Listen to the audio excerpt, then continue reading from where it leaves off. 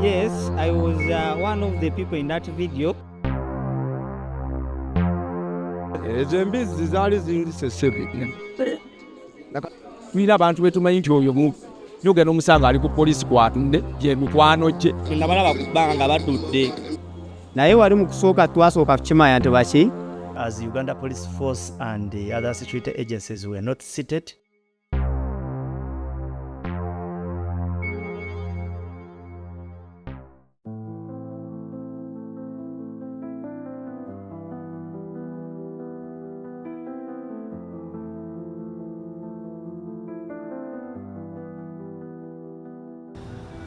In February 2026, amid growing concern over insecurity, police reported an increase in crime within the Kampala metropolitan area. Yes, I do admit we have had a challenge, a big challenge in Kampala metropolitan area, where a lot of people have come out in traffic jam along the northern bypass to come out and complain on social media, and some have also come out to complain physically at our police stations. Police also reported breakthroughs following the arrest of key suspects linked to heinous crimes that resulted in loss of life. Suspects connected to the death of TikToker Diana Skies, Pamela Tumwebaze, the Uganda Christian University Dean of Students, Bukenya Martin, a student at Hillside Secondary School, were arrested, demonstrating what police describe as swift action in bringing culprits to book.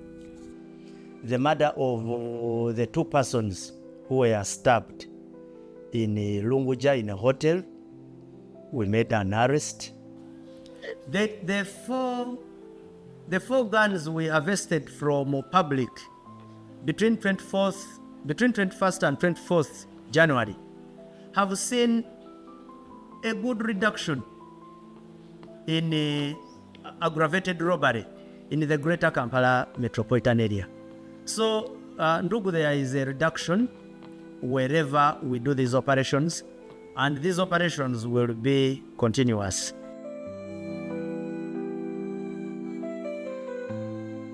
But in Kisenyi, a busy ghetto in Kampala, another robbery unfolded. At about 8:45 a.m. on 20th January 2026, unidentified individuals armed with machetes attacked and robbed individuals reportedly carrying large sums of money at Gwanda Shopping Mall.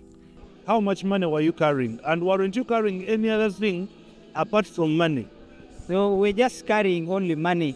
My friend's bag had 63 million, and mine had plus. Before, had you been moving with that amount of money when you're going to bank? Yes, kyali kibaddewo ko naye tubadde transportinganga mu ngeri y'enjawulo. Ekyo just kyali kituguddeko bugwi.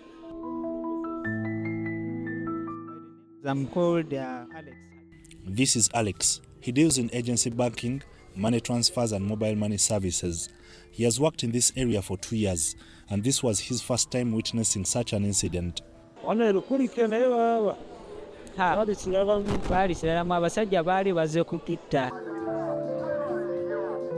Yes, I was one of the people in that video. In this video, Alex walks unsuspectingly with a bag on his back. Within seconds, the situation changed. His colleague is attacked and the bag grabbed. Naye bwe nalaba nti kyali wange bamulumbye, so nentegeera nti bano abantu baagala kwitwalako obulamu. So what I did, nze nenteekayo emisinde. He later returns to the shop with the money still had. In my bag. Because nali sisobola proceedinga to the bank because I didn't know what was prepared ahead. Yes, that's how I survived. In case you have too much money and you feel you're not safe, you're insecure, you can kindly come to the police and probably you get an escort to escort you with that money. Let us avoid moving with too much money. Can you trust police with your money? Yes, I can trust police with my money because I think ogenderayo bakiteeka mu record, then you agree. Because police ekuwa abantu bemanyi nti bano basajja baffe bakitongole. Kyetaagisa ojje tukuwa obukuumi bwereere. police services are free. I first knelt down and I prayed to God about what had happened. Then in Echilala, I told my colleagues to get the police to reporting. Incidents may occur, but as Uganda Police Force and the other security agencies were not seated, our intelligence and operational units are doing all their level best to ensure that we are on top of the game. This is partly what was captured on this CCTV camera, but let's review how the day started. I think sometimes there are always signs. God communicates to people, but we don't pick what He is telling us. Alex tells me that on that day, they arrived late for work and opted to use a different route while taking the money to the bank.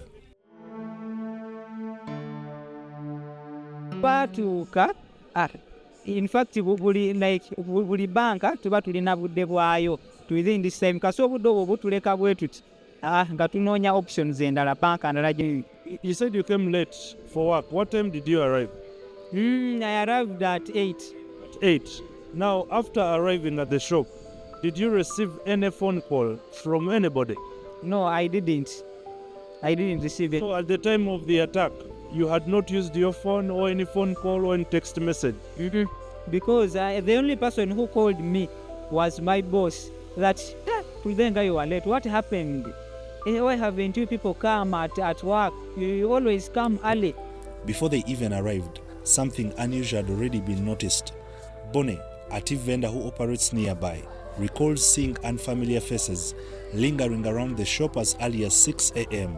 Before, sawa kumya byantinze tusavinga ababiri abamu andi nga tosobola basuubiza okitegeera bali ku banka nabalaba ku banka nga batudde ngamba anti waliwo edduuka ya ddole basuubuzawo ddole ngamba abaddole nga bakedde okusuubuza abantu okitegeera nga tetumanyi nga babbi nagenda okulaba nga bazze wano ngamba be bali ababadde wali ku banka oba bali bamulondoola ze simanyi. Now, according to eyewitnesses, there were motorcycles that were parked here between 6 a.m. and 7 a.m. and they did not know the owners of these motorcycles and the faces here were not familiar.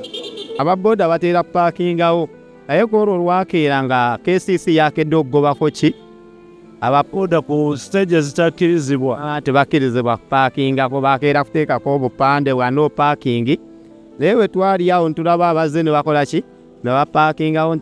At the time, he assumed they were ordinary customers. Kati abalala ne bavaawo omu yali yeefuula omutamiivu ye yalaba omulenzi ng'akiridde eyo wansi n'amugoberera kati kwe kumugoba naye ffe twalaba ebyali wano mu maaso ebyeri emabega sitwaliyo kati ogenda okulaba ate nga tumanyi bya bulijjo ebiriwo ate tugenda okulaba omuntu abakuta amajambiya nga bagoba omusajja oki omu eyali munda mu gundi mu mobile money.